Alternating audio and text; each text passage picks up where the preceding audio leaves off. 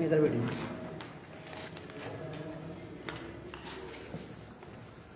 सभी को नमस्कार। प्रिंट एवं इलेक्ट्रॉनिक मीडिया से पधारे हमारे सभी पत्रकार बंधुओं का वनवासी कल्याण परिषद, वनवासी कल्याण आश्रम हार्दिक स्वागत करता है। मंचस्थ में अतिथियों का आपसे परिचय करा दूं। मध्य में विराजमान है श्री रामचंद्र जी खराड़ी। आप वनवासी कल्याण आश्रम के राष्ट्रीय अध्यक्ष हैं और रिटायर्ड एडिशनल कलेक्टर से स्वैच्छिक सेवानिवृत्ति लेकर जनजाति समाज के लिए काम करने के लिए आप पूरी तरह से समर्पित हैं और आपने विशेष रूप से जनजाति समाज के भूमि से संबंधित जितनी भी समस्याएं हैं उसके लिए विशेष कार्य करते हैं। आप डूंगरपुर के निवासी हैं और आपका केंद्र भी डूंगरपुर है। भाई और बैठे हैं श्री गिरीश जी कुबेर, वनवासी कल्याण आश्रम के अखिल भारतीय हित रक्षा प्रमुख। जनजाति समाज की जितनी भी शासन की ओर से जनजाति समाज को योजनाओं से उनको अवगत कराना, उनका लाभ पहुंचाने में उनको सहायता करना, जल जंगल जमीन इससे जुड़े उनके जो हित है उनकी रक्षा करना। आपका केंद्र हैदराबाद है। साथ ही बैठे हैं भाई और श्री योगीराज जी परते। आप मध्य भारत प्रांत के वनवासी कल्याण परिषद के महामंत्री हैं और भोपाल के निवासी हैं। मैं आपसे चर्चा की हमारे राष्ट्रीय अध्यक्ष को मैं सौंपता हूं।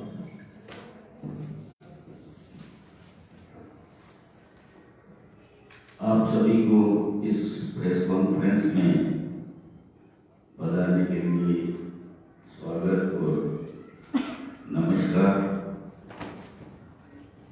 आज की प्रेस कॉन्फ्रेंस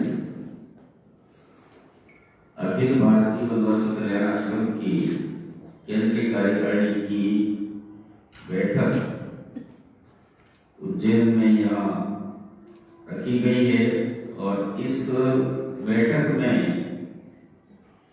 एक प्रस्ताव कार्यकारिणी ने पास किया है कि पिछले कुछ समय से देश में अनुसूचित जनजाति की सूची में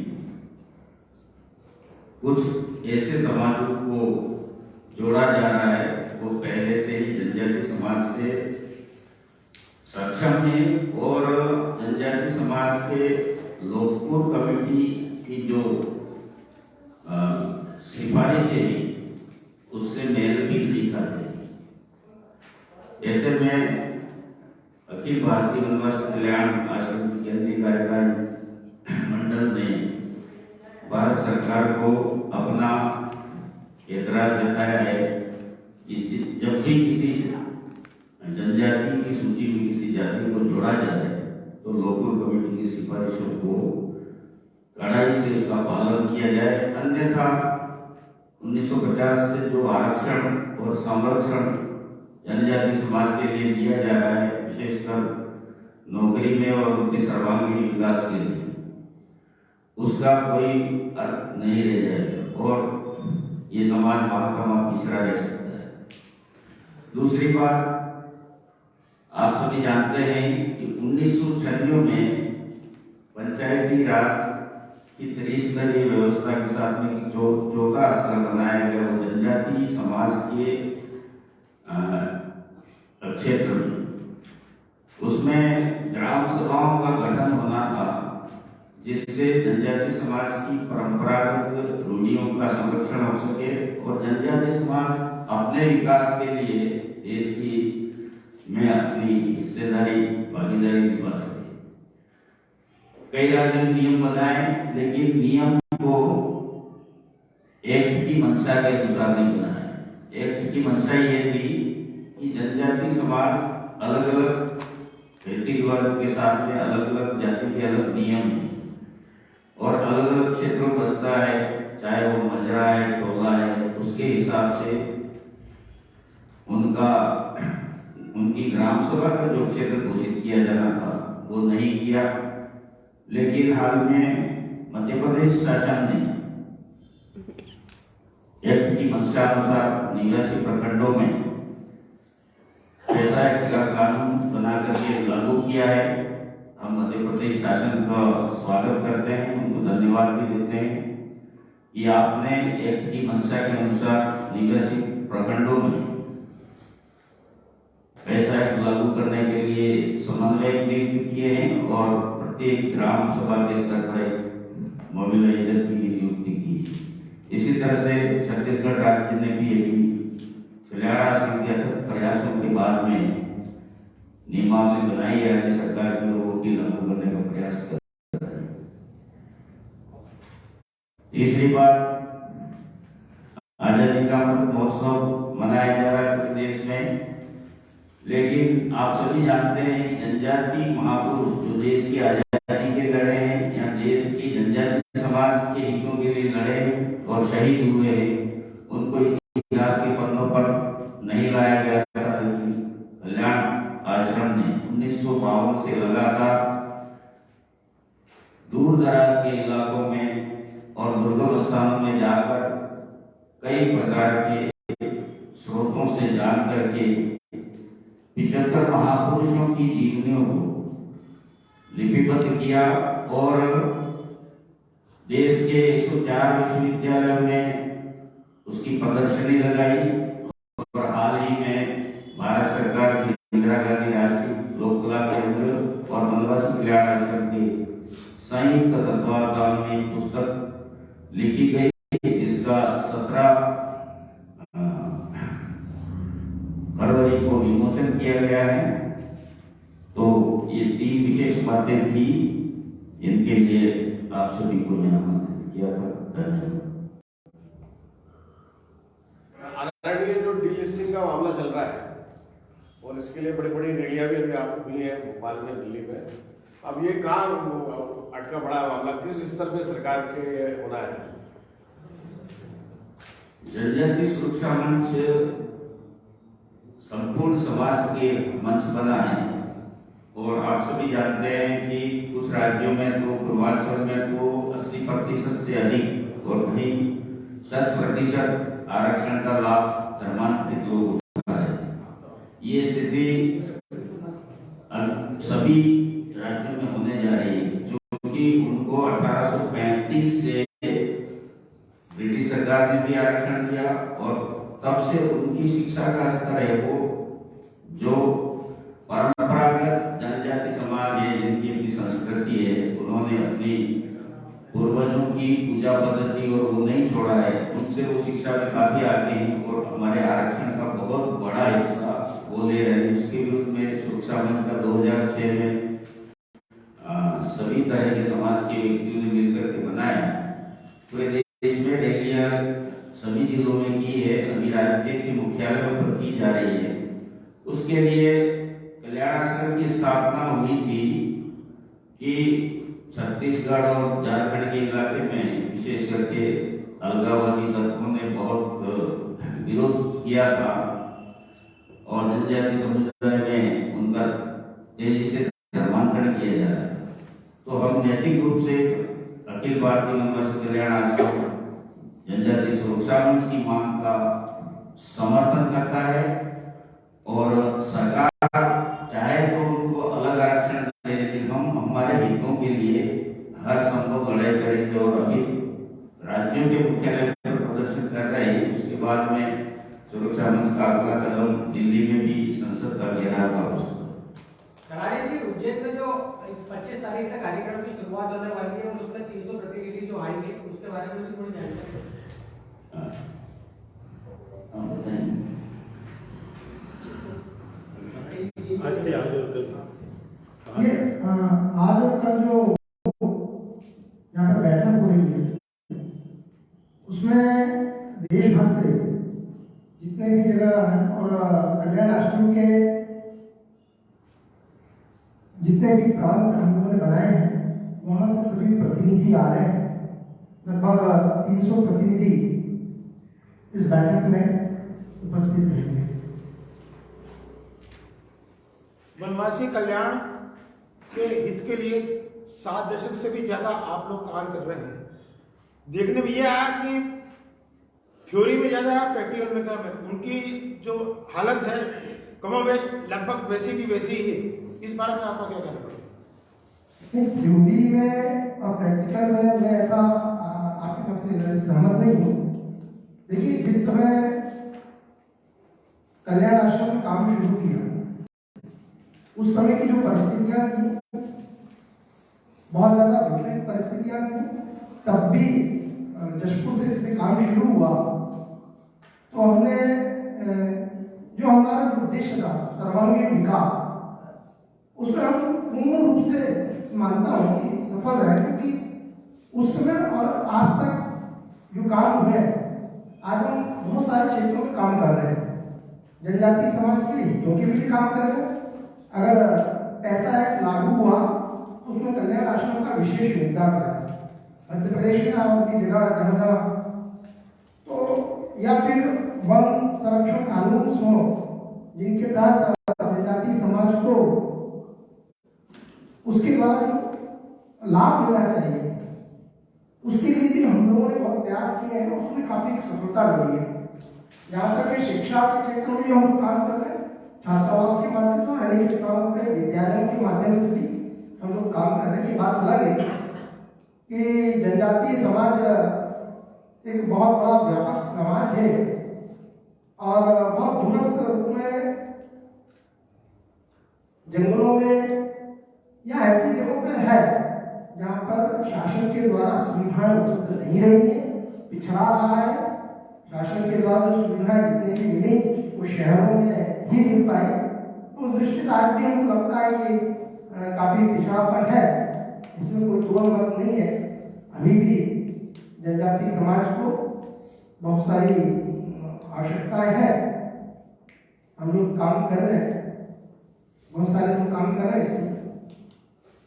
जनजातीय समाज के कई लोग धर्मांतर कर चुके हैं, उनको वापस लाने के लिए क्या कार्य किया जा रहा है?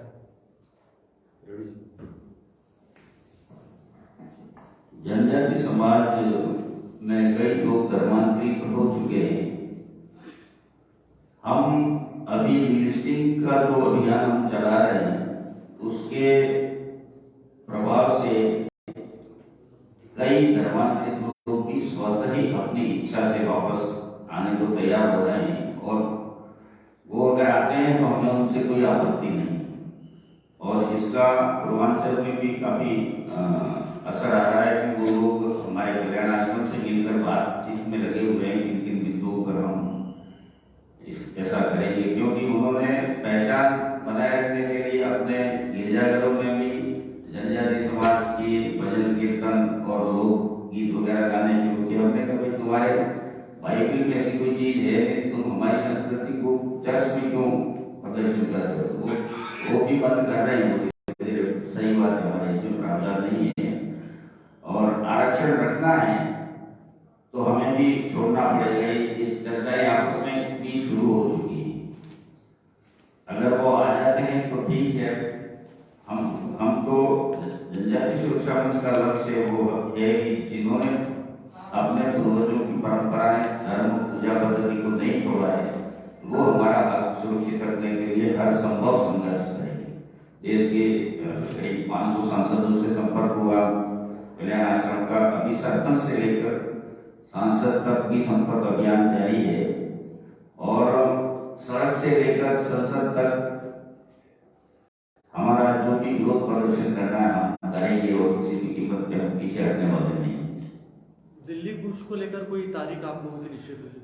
अभी हमारे राज्यों में अलग अलग एक साथ हम कर नहीं पा रहे क्योंकि कई राज्यों में चुनाव की स्थिति आ जाती है। अभी पूर्वांचल में भी हमारे चुनाव की वजह से कुछ कार्यक्रम आगे बढ़ाने पड़े। हम अक्टूबर नवंबर तक शायद ये राज्य स्तर को पूरा करने के बाद अगली तिथि तय करें। एक नारा बड़ा फेमस हो रहा है, जो भोलेनाथ का नहीं वो हमारी जात का नहीं। क्या इसका कारण है और क्या इसका मतलब है इसके लिए? देश भर में जनजातियों में हमने एक सामान्य अध्ययन किया और उसमें करीब करीब जनजातियां भगवान शिव को अपना आराध्य देव मानती हैं। और कहीं प्रसंग भी है शास्त्रों में भी कि भगवान शिव के 3 पुत्र थे। एक का नाम निषाद था, जिन्होंने भगवान के नंदू को चोट पहुंचा के मारा था, उनको जंगल में रहने के लिए आज्ञा दी थी। तो जनजाति समाज को की उत्पत्ति भी उससे बताई गई। तो पूरे देश में हर जगह एक कॉमन जो भगवान का नाम आता है, जैसे सबके ग्राम देवता भी हैं, उनके कुल देवता भी हैं, सभी तरह के पूर्वजों से पूजा पद्धति चली आ रही है और एक कॉमन भगवान शिव का नाम उभर के आया, तो ये नारा समाज ने और सुरक्षा मंच ने उठाया। उज्जैन संभाग में केवल 0.69% वन क्षेत्र है। हम वनवासियों की बात कर रहे हैं, वन क्षेत्र तो घटते जा रहा है बढ़ने की बजाय। तो इस दिशा में आपका आश्रम क्या पहल करने जा रहा है? हम जो सामुदायिक वनाधिकार 2006 में जो जनजातियों को अपने जंगल में रहने के व्यक्तिगत अधिकार और सामुदायिक अधिकार का कानून पास हुआ, उसमें हमारा कल्याण आश्रम का मत है कि जंगलों की सुरक्षा का जिम्मा वहाँ की ग्राम सभा को दिया जाए। तो एक तो उस जंगल में अतिक्रमण नहीं होगा, जब गांव के 100 आदमी को उसके वनोपज और उनकी चीजों को, उनके सूखी लकड़ी को लेने का, घास इकट्ठा करने का उनको अधिकार मिलेगा, तो पूरा गांव उस जंगल की सुरक्षा करेगा। जबकि सरकारी एक कर्मचारी होता है, वो उतनी रक्षा कर भी नहीं पाता है, और वहाँ के वनवासी उसको अपना नहीं मानेंगे तो वो भी उसमें कोई लकड़ी काटने का प्रयास करेंगे। तो हमारा स्ट्रॉन्ग मत है, यदि आपको जंगलों की सुरक्षा करना है, अब भी बचाएं और उसकी वृद्धि करनी है, तो पूरे गांव को उसका अधिकार दे दिया जाए। तो गीली जो लकड़ी हरी लकड़ी है उसको वो नहीं काटेंगे और सूखने के बाद वो उस ग्राम सभा की सब। तो सर ये तो विचार हुआ आपका, 70 साल से अगर आप इसको संचालित कर रहे हैं तो क्या सरकार सुनती नहीं है? हम एक एनजीओ के रूप में काम कर रहे हैं, जनता में जागरूकता लाने की और सरकार के ध्यान में इनके ऊपर जो भी इनकी समस्याएं हैं उनको सरकार तक पहुंचाते हैं। और हमने 2015 में विजन डॉक्यूमेंट तैयार करके दिया कि हर क्षेत्र में जनजाति समाज जो विकसित समाज है उनकी बराबर कैसे है, शिक्षा में कैसे आए, स्वास्थ्य में कैसे आए। तो भारत सरकार ने भी शुरू भी किया है कि रायगढ़ डिस्ट्रिक्ट में करीब हर जिले में मेडिकल कॉलेज खोलने का प्रयास किया। फिर एकलव्य मॉडल स्कूल का चल रहा है। अभी एक जॉइंट सिग्नेचर करके भारत के जनजाति मंत्रालय और वन मंत्रालय ने सामुदायिक अधिकार देने के लिए वनों पर वो भी एक सर्कुलर जारी किया है। तो सरकार इतनी सेंसिटाइज होने में समय लगता है, फिर सरकार भी बदलती है, अलग अलग विचारधाराओं की, तो वहां पर भी कठिनाई आती है। लेकिन वर्तमान सरकार इसमें हमें काफी मदद कर रही है और जो भी जनजाति के विकास के लिए जो प्रयास फिजिकली और सामाजिक जागरूकता के लिए कर रहे हैं वो कर रहे हैं। और हमें उम्मीद है कि हम इनके सर्वांगीण विकास के लिए आवाज सरकार तक पहुंचाएंगे और सरकारों पर दबाव। जंगलों को काट के कई हजारों बीघा जो जंगल होते हैं उनको काटकर बड़े बड़े लोग कॉलोनी काट रहे हैं। अभी तक आपने ऐसे कोई कॉलोनी पर या किसी पर रोक लगाने की कोशिश की है जंगलों को खत्म करने वाले?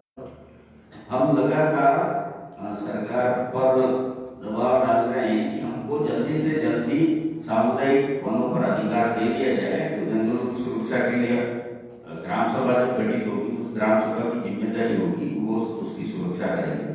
बिना अधिकार के यदि हम प्रयास करते हैं तो फॉरेस्ट विभाग उस पर मुकदमे दर्ज करता है।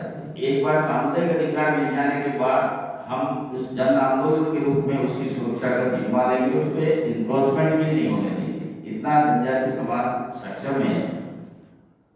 सर, समाज में एक विवाद गरमाया हुआ है। अभी हाल ही में खंडवा में एक आदिवासी युवक की हत्या हुई, जिसके बाद परिजनों ने और समाज के कुछ लोगों ने आरोपियों के आंगन में ही शव को रखकर जो माहौल क्रिएट करा, तो सर इसको शांत कैसे करेंगे आप लोग, कैसे इस चीज़ को, ताकि कोई उपद्रव नहीं करे?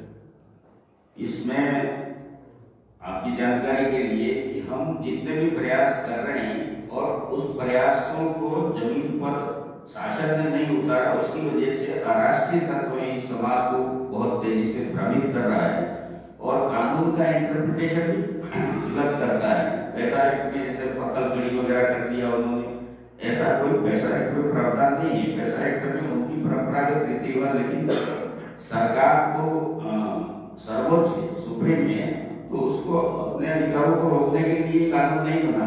वो तो जनजातियों को अपने गांव के विकास के लिए अपना निर्णय करें और वो अपनी समस्याओं को अपने लेवल पे समाधान करें, ये इसमें प्रावधान था। लेकिन जितना तेजी से सरकार उसको इम्प्लीमेंट करती है, तो अराष्ट्रीय तत्व उतना तेजी से वो चाहे सत्ता के लोभ में हो या और कोई कारण है, और इस समाज में भी करीब 700 जनजाति हैं, उनके अलग अलग नियम हैं और उनको सबसे पहले तो उनमें समझ पैदा करना। तो अराष्ट्रीय तत्वों को जो मौका मिल रहा है वो इसमें बहुत सक्रिय रूप से काम कर रहे हैं। हालांकि हम भी उतना ही ताकत से जनजाति समाज की मूल संस्कृति को संरक्षित करने का प्रयास कर रहे हैं। वनवासी कल्याण परिषद मध्य प्रदेश में कई जिलों में सेवा प्रकल्प, पारिशुद्ध भूमि और शिक्षा और स्वास्थ्य के प्रति काम कर रहा है। उज्जैन जिले में भी कई इस तरह के कार्य किए जा रहे हैं। उज्जैन जिले में देखिए, ये जो हमारे जिले में प्रकल्प चल रहे हैं वो मुख्य रूप से जो जनजातीय क्षेत्र है, जैसे हरिराजपुर है, धार है, झाबुआ है, खरगोन है, बैतूल है, इन क्षेत्रों में होशिंगाबाद है, इनमें हमारे जो है स्वास्थ्य शिक्षा को लेकर तो उज्जैन में भी कुछ किया जा सकता है। उज्जैन जिले में किया तो जा सकता है बहुत सारे। आपकी जानकारी है तो उज्जैन में छात्रावास है, जहाँ पे वनवासी बालिकाओं को रखा जाता है। ये सुभाष नगर की बात हुई।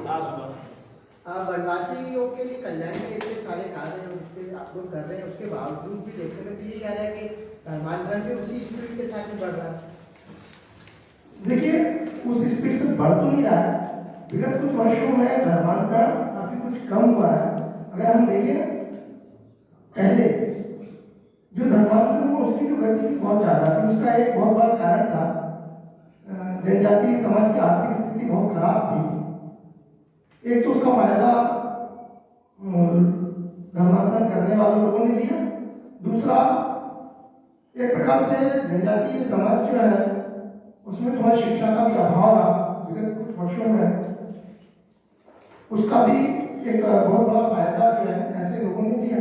तो चूंकि इन सबका साथ साथ इनको फंडिंग भी किया जाता था, मतलब उन लोगों को धर्मांतरण करने के लिए फंडिंग किया गया कि जो है आप लोग धर्मांतरण करें, हम 2 लाख रुपए या 1 लाख रुपए ऐसा व्यवस्था। तो कहीं ना कहीं उस प्रॉपर तरीके से वनवासियों में काम नहीं हो पाया, तभी तो वो लालच में आए। देखिए, मैंने बताया कि जो शासन के द्वारा जो योजनाएं हैं वो तो गाँव में उस तक पहुंची नहीं, उस प्रकार का लाभ उनको उस समय मिला है। और इसीलिए जो लोग थे, स्वास्थ्य, शिक्षा, इन सब में व्यक्ति जो है चाहता है कि मुझे कुछ मिल जाए, और उस समय इस प्रकार का फायदा जो है जनजातीय समाज को लालच देना और इसको कुछ परसेंट तक उनको फायदे हुए। और अभी रिसेंटली जैसे झाबुआ और इस साइड में जो पहले इन लोगों को पट्टे दिए गए थे, तो वो उन पट्टों पर भी कुछ लोगों ने कब्जा कर लिया। उसको लेकर भी काफी, हालांकि सरकार ने उसमें नियम बनाया कि कोई भी उनके जमीन और पट्टों पे कब्जा नहीं कर सकता, लेकिन उसके बावजूद भी हो रही है, कंप्लेंट करने आते तो उनके साथ में जो है आपराधिक गतिविधियां भी घटित हो जाती है।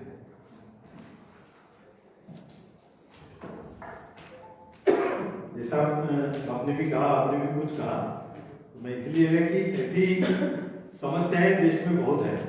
जनजाति समाज भी लगभग 1.5 लाख गांव है इस देश में, कि जिसमें कम से कम 100 जनजाति लोग रहते हैं, ऐसे 1.5 लाख।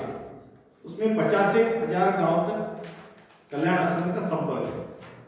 सेवा के उपक्रम जैसे आपको एक पत्रक दिया है उसमें है जगह जगह, लेकिन सामाजिक संगठन की एक मर्यादा तो है, जहां संगठन पहुंच जाता है वहां उसके परिणाम दिखते हैं, जहां नहीं हो सका वहां तक हम पहुंचे नहीं। और यह एक सामाजिक संगठन है, तो समाज के बल पर ही आज देश भर में लगभग 50,000 गांव तक पहुंचे हैं, लगभग 2,500 पूर्णकालिक कार्यकर्ता है, 250 छात्रावासों में अनेक लोग पढ़े हैं। तो ऐसे कुछ उदाहरण मैं कुछ बता सकता हूँ, जैसे महाराष्ट्र में ये जंगल के जो विषय है उसको लेकर भी गढ़चिरौली जिले में वैसे ये वनाधिकार कानून आने के बाद लगभग आज 250 गांव हैं जिनको गांव के सामुदायिक वन संसाधनों के अधिकार मिले। बारीपाड़ा करके कल्याण आश्रम के अध्यक्ष रहते हैं, कोकणा समाज के हैं, वो दुलिया जिले में आता है, सूरत बाउंड्री में। वहां भी 70 ऐसी गांव हैं जिनको कम्युनिटी राइट मिले और वहां जंगल कटाई अभी उन्होंने गांव के लोगों ने बंद कर दिए। बाहर का कोई आता है तो उसको पकड़ के वो वन विभाग के पास उसको एफआईआर भी दर्ज करते हैं। उसी प्रकार पूर्वांचल में जो धर्मांतरण का विषय आपने बताया, तो एक धर्म संस्कृति सुरक्षा मंच का काम गत 15-20 वर्षों से वहां चल रहा है कि कोई खासी है तो उनका सेम खासी स्वधर्म है, डोनी पोलो मतलब चंद्रसूर्य को पूजने वाले हैं, रंगफ्रा करके एक है। तो ऐसे जो हड़प का है, नागालैंड की जो नागा रानी गैडुंगे थी, उन्होंने क्या आजादी के बाद भी 6 साल भूमिगत रह के ईसाइयों से संघर्ष किया। तो ऐसे रानी माँ को पूरे देश भर में घुमाकर उनकी जन्म शताब्दी मनाई थी। 26 जनवरी 1915 उनका जन्मदिन था, 2015 में पूरे देश भर में उनकी जन्म शताब्दी की है। तो इस मिलाकर अभी आज नॉर्थ ईस्ट में ऐसे लगभग 130-40 स्वधर्म के संगठन है, क्योंकि हर एक गोंड है, भील है, उरांव, संताल अपनी अपनी पूजा पद्धति है, वही अपना अपना धर्म पूजा पद्धति मानते हैं। उनका एक संगठन बनाने के कारण आज सब मिलकर वहां के जो भी धर्मांतरण है उस पर बहुत बड़ी मात्रा में रोक लगी है, स्वधर्म का संगठन बढ़ रहा है, उन्हीं के लोग आज जागरूक होकर अपने विद्यालय, अपने स्वयं की शिक्षा वगैरह करा रहे हैं। तो ऐसे पूर्वांचल में एक विशेष रूप से ये काम हुआ है। वैसे ये वनाधिकार को लेकर आपने बताया कि अभी एक केंद्र स्तर पर एक फैक्ट फाइंडिंग कमेटी का भी गठन हमने किया है, और जो सुप्रीम कोर्ट में एक केस ने निर्णय दिया था कि ऐसे भी कुछ लोग हैं कि सुप्रीम कोर्ट में गए कानून आने के बाद और 11 लाख लोग जिनके पट्टे सेटल नहीं हुए उनको एनक्रोचर्स करके उनको वहां से निकाल दो और प्लांटेशन करो। आज पीढ़ियों से वहां खेती कर रहे हैं, लेकिन ठीक से उनको पट्टा दे नहीं पाए। जैसे आपने बताया पट्टे दिए लेकिन दूसरा कब्जा है, तो ये बहुत बड़ी समस्या है। जमीनी स्तर पर जाकर गांव तक करना चाहिए। तो जहां जहां ऐसे जमीनी स्तर पर जाकर अपने लोग काम कर रहे हैं वहां उनको पट्टे मिल रहे हैं। जैसे बम्बई के पास कातकरी ट्राइब है, प्रिमिटिव, उनके पास वो दड़ी जमीन ऐसी है। तो अपने कुछ कार्यकर्ता है, उन्होंने कुछ 1-2 गांव में लोगों को समझाकर उनके जमीन के पट्टे दिलवाने का काम उन्होंने किया। तो ये देश में जनजाति समाज बड़ा समस्या, और जो हम देखते हैं कि बड़ी मछली छोटी मछली को खाती है, वैसे जनजाति समाज जो दुर्बल है, थोड़ा शिक्षा में कम है, तो उसको सभी लोग नौकना चाहते हैं। और इसीलिए ये जो प्रस्ताव है आज का जो भी किया है, नहीं तो आज सभी लोगों का ऐसा भी कहना है कि कोई भी अन्य जाति है, हम भी एसटी में सूची में आ जाए, और राजनीतिक पार्टियां भी वो कोई भी उसमें अपवाद नहीं है, सभी पार्टियां हैं कि आप वोट के लिए किसी बड़े जाति को भी ले लेंगे। आज तक भी कुछ जगह लिए है, उसके कारण आज जो वास्तविक जनजाति के उनकी जमीन वो खरीद लेते हैं, क्योंकि जनजाति की जमीन गैर जनजाति नहीं खरीद सकता, लेकिन गैर जनजाति का दबंग व्यक्ति अगर जनजाति बन जाता है तो वो खरीद लेता है। ऐसा उनका आंध्र तेलंगाना में उदाहरण मिलेंगे। और उसमें अशांतता है, वो जो लिखा है कि वो गांव में उन्होंने फिर जो पुराने जनजाति के लोगों थे उन्होंने किसी टीचर को आने नहीं दिया। 95% जो नई जनजाति बनी उन्हीं के एसटी की सूची में शिक्षक आ रहे। तो उस क्षेत्र में तेलंगाना में भी एक बड़ा जन जागरण का काम किया है। लेकिन इस सबका उत्तर जो एक जनजाति सुरक्षा मंच के उन्होंने पूछा था कि जैसे अनुसूचित जाति के लिए प्रावधान है अपने संविधान में 341 में है कि अगर हिंदू, बौद्ध, जैन, सिख छोड़कर अगर कोई जाति का आदमी, हरिजन आदमी अगर मुस्लिम ईसाई बनता है तो उसका स्टेटस समाप्त होगा, ये है। लेकिन 342 में जनजाति के लिए एक पंक्ति नहीं है कि जनजाति का व्यक्ति अगर बौद्ध, जैन, क्योंकि कुछ चकमा लोग हैं वो बुद्धिस्ट है, अपने यहाँ ट्राइबल एक सूची है, कौन उस सूची में आना है राष्ट्रपति और संसद तय करेगा।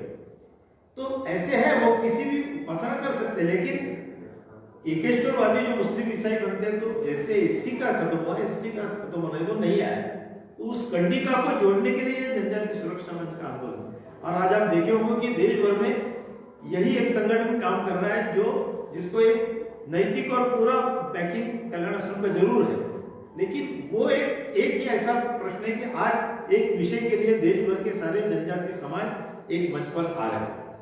तो ये एक बड़ा काम है, इसको सरकार को, समाज को, सबको साथ लेकर करने की आवश्यकता है। तो इसलिए ये जो कार्य चल रहा है उसकी कुछ बातें तो जरूर है कि आज सब जगह तो पहुंचा भी नहीं है, इसलिए सब बातों का समाधान एक तो कल्याण आश्रम ने किया है, ऐसी स्थिति नहीं है। लेकिन जहां जहां आप पहुंचे हैं वहां उनकी अस्मिता की रक्षा, उनकी आइडेंटिटी को, कल्चर को लेकर रक्षा, जो एक दूसरा भी विषय चलता है ना कि भ्रमित की जनजाति हिंदू नहीं है और जनजाति है, लेकिन वो लोग कभी जनजाति मुस्लिम नहीं है, जनजाति ईसाई नहीं है, ऐसा वो लोग नहीं बोलते थे। वो बोलेंगे केवल जनजाति हिंदू नहीं। तो इसमें भी एक षड्यंत्र है कि अलग अलग माध्यम से पहले जनजाति समाज को इस समाज से तोड़ना। तो इसीलिए नगरवासी, ग्रामवासी, वनवासी, हम सब भारतवासी इस भाव को लेकर गत 60-70 साल से जो काम चल रहा है उसका एक बहुत अच्छा परिणाम जो प्रत्यक्ष जहां जहां हम जाते हैं वहां जो देखने को जरूर मिलता है। बाकी तो अनेक समस्याएं जनजाति समाज की भी है जो पिछड़ी रही, प्रिमिटिव है, या जंगल की समस्या है, ये सब है। लेकिन जैसे मैंने खराड़ी जी ने बताया कि ये जो पॉलिसी अगर सरकार ने तय करने के लिए आज तक नहीं किया, 2006 में कानून आया कि अंग्रेजों के जमाने से ऐतिहासिक अन्याय हुआ है, उनको जंगल देना चाहिए, गांव वाले ही संभाल सकते हैं, उनके उपयोग क्या है, उनकी आजीविका उन पर है। तो ये कानून लाने में, पैसा कानून लाने में ये कल्याण आश्रम का बहुत योगदान पूरे देश भर में। जो भूरिया कमेटी थी 92 में पंचायत राज आने के बाद, वो भूरिया जी का प्रवास भी कल्याण आश्रम के कार्यकर्ताओं के साथ संबंधित हुआ था, जहां उनको ध्यान में है कि वहां ग्राम सभा रूढ़ी परंपरा के अनुसार, पटेल तड़वी के अनुसार होना चाहिए, या मुंडा मान के प्रधान, तो वो अपनी रूढ़ी परंपरा को भी बचा सके। ऐसे कुछ अनेक विषयों में, कुछ नीतिगत बात पर, कुछ पॉलिसी इंटरवेंशन में, कुछ प्रत्यक्ष सेवा के माध्यम से ऐसे कल्याण आश्रम कर रही है। मध्य प्रदेश में जयस नाम का एक संगठन, आदिवासी संगठन है, चुनाव लड़ने की घोषणा कर रहा है। आप लोगों का क्या स्टेट है? और दूसरा प्रश्न ये है कि बहुत सारी जगह जो शिक्षा के माध्यम है वहां पर आदिवासी समाज को शेष समाज से काटे जाने का बिल्कुल मतलब